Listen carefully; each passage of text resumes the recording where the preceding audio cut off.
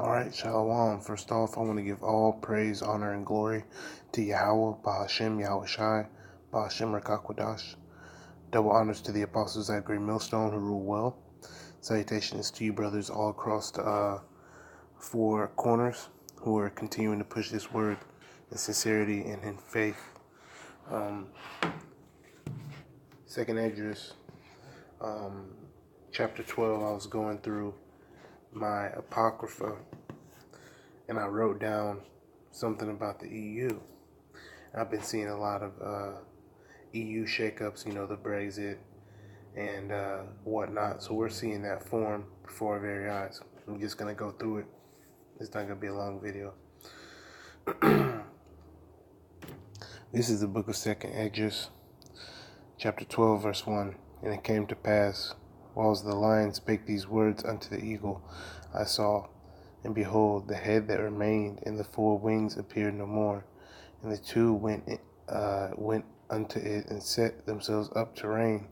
And the kingdom was small and full of uproar. And I saw, and behold, they appeared no more.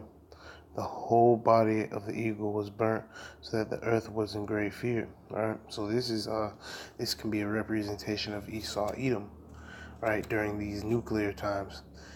Then awaked I out of the trouble and trance of my mind, and from great fear, and said unto my spirit, Lo, this hast thou done unto me, in that thou searchest out the ways of the highest. Lo, yet I am weary in my mind, and very weak in my spirit, and little strength is there in me, for the great fear wherewith I was afflicted this night. So he was extremely worried. He was extremely worried. A lot of these prophets would have visions so vivid they couldn't, can't eat, can't sleep, because this is nuclear destruction, and this is thousands of years ago. So he didn't understand what he saw, but he knew what he saw, and that fucked with him. Verse 6, therefore will I now beseech the highest, that he will comfort me unto the end. So at that point he was calling upon the name of the Most High God, Yahweh Hashem Yahweh Shai. And I said, Lord, that bearest rule, if I have found grace before thy sight, and if I am justified with thee before many others, and if my prayer indeed be come up before thy face, comfort me then, and show me thy servant the interpretation and plain difference of this fearful vision, that thou mayest perfectly comfort my soul. So he was seeking understanding from the Most High, because he was scared. For thou hast judged me worthy to show me the last times. So when you understand that you're in the last times, that's a blessing. Verse 10, and he said unto me, this is the interpretation of the vision. The eagle whom thou sawest come up from the sea is the kingdom which was seen in the vision of thy brother Daniel. And Daniel seen the destruction of America also, aka Babylon. But it was not expounded unto him. Therefore now I declare unto thee.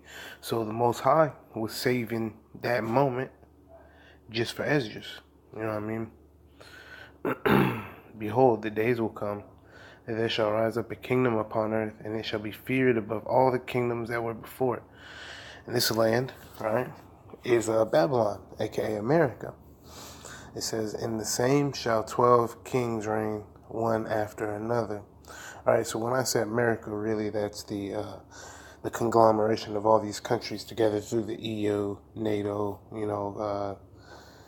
all sorts of names, you know what I mean? And these 12 kingdoms are going to come together, and they're all Edomites and Israelites that are helping them, 2/3 Israelites.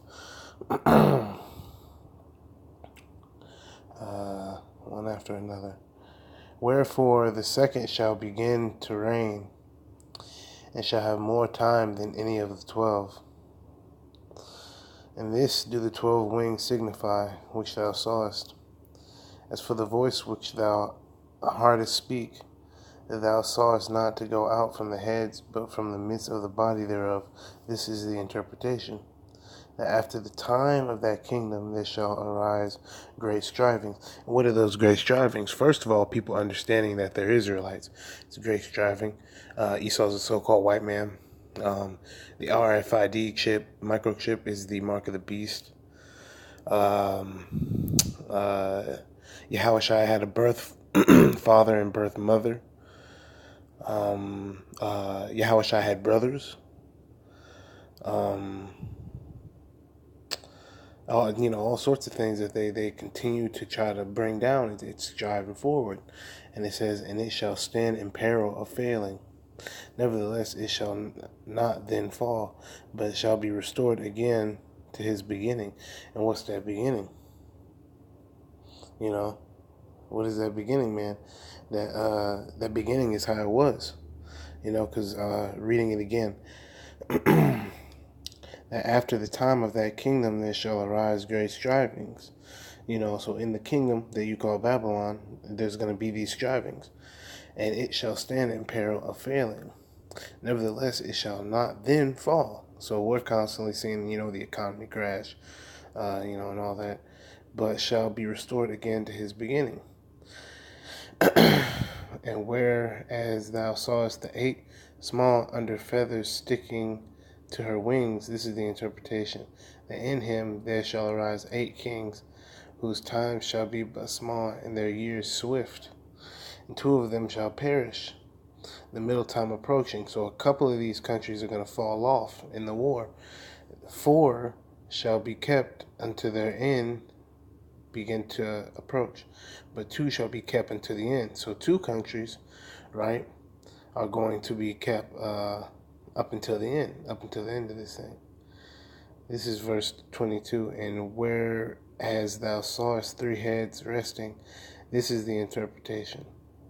In his last days shall the Most High raise up 3 kingdoms, and renew many things therein, and they shall have the dominion of the earth. So really the first kingdom, right, was Solomon's kingdom. Really, in essence. Second kingdom, obviously that's yet to come. And that third kingdom is when righteousness is bestowed upon the earth fully. That's when, the new heaven and the new earth has come down here physically. So that third and last time, that's going to be the true kingdom.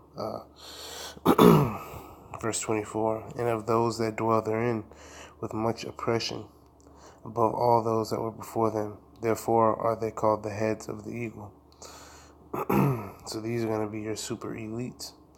For these are they that shall accomplish his wickedness, and that shall finish his last end. So Esau is meant to do this, man.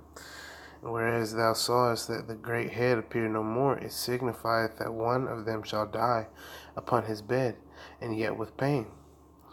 So one of them is gonna one of those countries, right, are gonna fall out. For the 2 that remain shall be slain with the sword. So whoever these last 2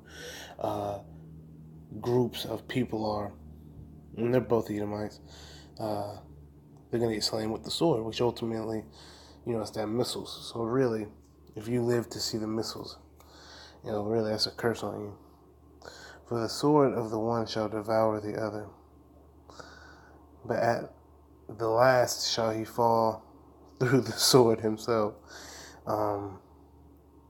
So, those 2 that remain, that could be America and Russia. That could be any 2 countries. You know what I mean? But that's specifically what it's speaking, to me. 2 last countries. Essentially it'll be, back and forth nuclear warfare. And it's going to be a lot of nukes. You know what I mean? and everybody's just going to blow themselves up. It says, and where was thou sawest 2 feathers under the wings passing over the head, that is on the right side, it signifieth that these are they whom the highest hath kept unto their end. This is the small kingdom, and full of trouble, as thou sawest. And the lion whom thou sawest rising up out of the wood, and roaring and speaking to the eagle, and rebuking her for her unrighteousness with all the words which thou hast heard. This is the anointed. So there's going to be a group of men, right, which everybody who has a fucking a chromosome in their body is going to know that the apostles and elders of Great Millstone, right, are the anointed. Because we're the ones that understand that this lion is us, right? Israel, all 12 tribes against this eagle, which is Babylon, which the highest hath kept for them and for their wickedness unto the end. He shall reprove them and shall upbraid them with their cruelty. Oh, so I read that out of context because I was reading from the line. But I mean,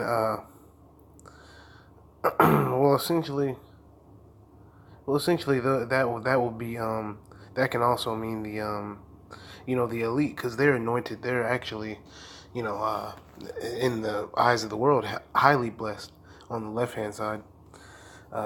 So I read that wrong, Salakia. Speaking to the eagle and rebuking her for her unrighteousness with all the words which thou hast heard. This is the anointed which the highest hath kept for them and for their wickedness unto the end. He shall reprove them and shall upbraid them with their cruelty, for he shall set them before him alive in judgment and shall rebuke them and correct them. For the rest of my people shall he deliver with mercy. Okay, and so who's the people that are getting mercy? That 1/3 of Israel and that 144,000 hopeful elect. Those that have been pressed upon my borders, he shall make them joyful until the coming of the day of judgment. And that's when righteousness is bestowed upon the earth, whereof I have spoken unto thee from the beginning. This is the dream that thou sawest, and these are the interpretations. Thou only hast been meet to know this secret of the highest. Therefore write all these things that thou hast seen in a book, and hide them, and teach them to the wise of the people. Right? So that's the hopeful elect. That's people that can see. Salakia, whose hearts thou knowest to may comprehend and keep these secrets. Because you can't just give this to anybody. Especially these Edomites, man, because they'll twist it around and, all sorts of shit. Verse 39, but wait thou here thyself yet 7 days more, that it may be showed thee whatsoever it pleaseth the highest to declare unto thee. And with that he went his way.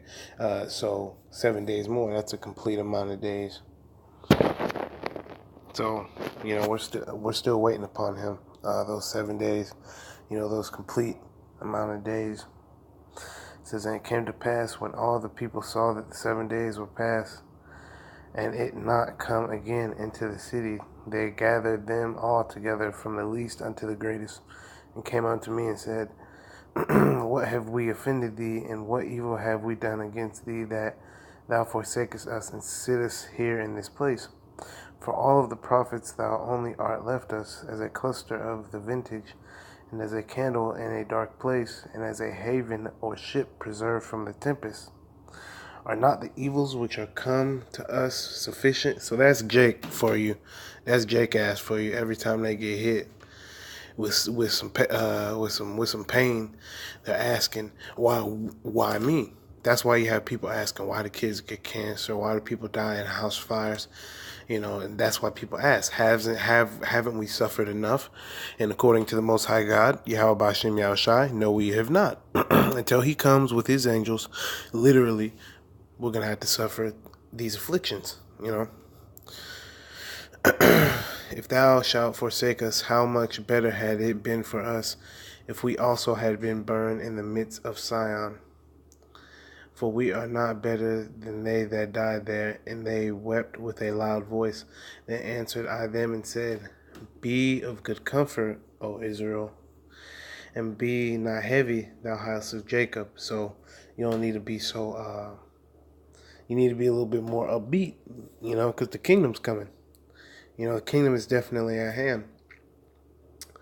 47, for the highest hath you in remembrance, and the mighty hath not forgotten you in temptation. So even though we've been going off, Israel's still going to get the opportunity to bounce back, that 1/3 and that 144,000.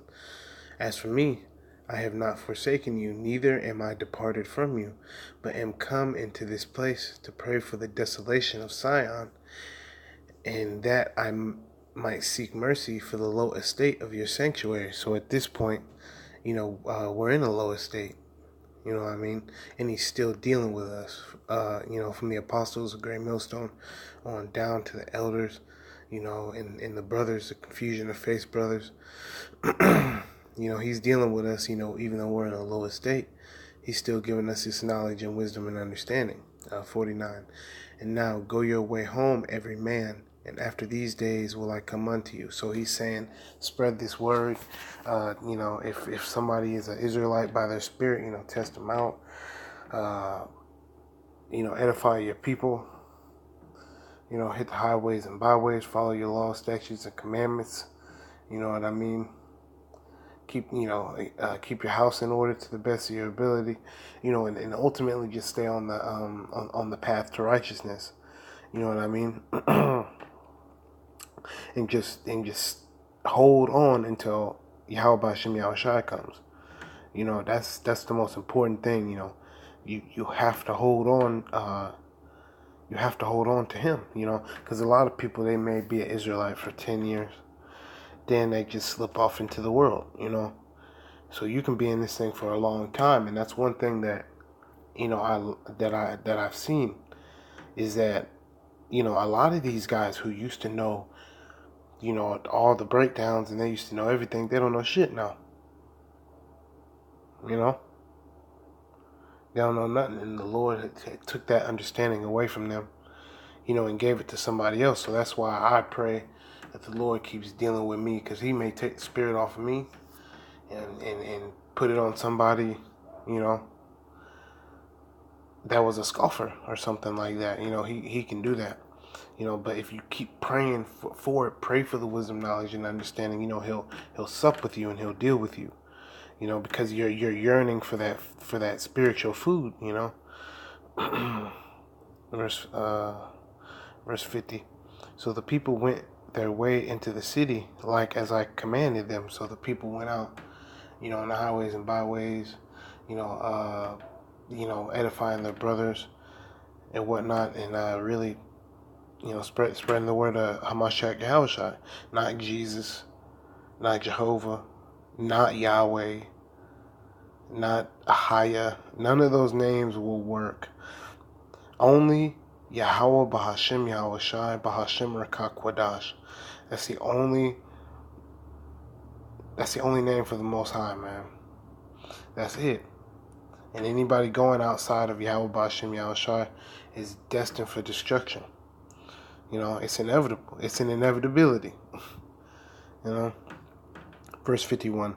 But I remained still in the field 7 days, as the angel commanded me, and did eat only in those days of the flowers of the field, and my meat of the herbs. So 7 days. So we remain in this field to this day, till the Lord comes and gets us from this field in a chariot. We're in this field a complete amount of days, 7 days. Just like we were commanded. And we will only eat and digest the knowledge coming from Yahweh B'Hashem Yahushai. These stupid niggas, they want to read the Quran, read the, fucking everything, but they don't want to read the scriptures. That we need to eat the flowers of the field. You know what I mean? Being edified through, through brothers. That's either abroad or locally, internationally. There's camps all over the world at this point. So we're sharing food, and through the power of the internet, it's a potluck now. Brothers got milk for the younger brothers. They got a little bit softer food for the more novice brothers. Then they got some meat for the more seasoned brothers. And everybody's just trading off that food. You know what I mean? And really the smell of all that cooking and the smell of all that food being exchanged is like a sweet savor unto the Most High. You know what I mean? And the stench of Esau, the stench of Edom, and those other heathen nations, their stench has filled the Lord's nostrils, right? Because at first he smelled the sweet savor of Israel, right? But over time, Israel has rotted. It's like 2/3 of an apple has been rotted, and the Lord is just cutting that last remaining 1/3. He's cutting that piece of the apple off in order to replant it, so to speak, to sprout up a new, a new a new plant. Much like when you take a pineapple and you cut the top off to plant it in order to regenerate. That's what the Most High is going to do with us. He's going to regenerate Israel back to its noble state. And we can get out of this place. We can get out of this place. Rome, Babylon, Sodom, Gomorrah. It's all of that spiritually. You know what I mean? So I just saw that. Hopefully that was edifying. And call halal Yahweh Ba'ashem Yahweh Shine Ba'ashem Makakwadash. And shalom to the hopeful elect.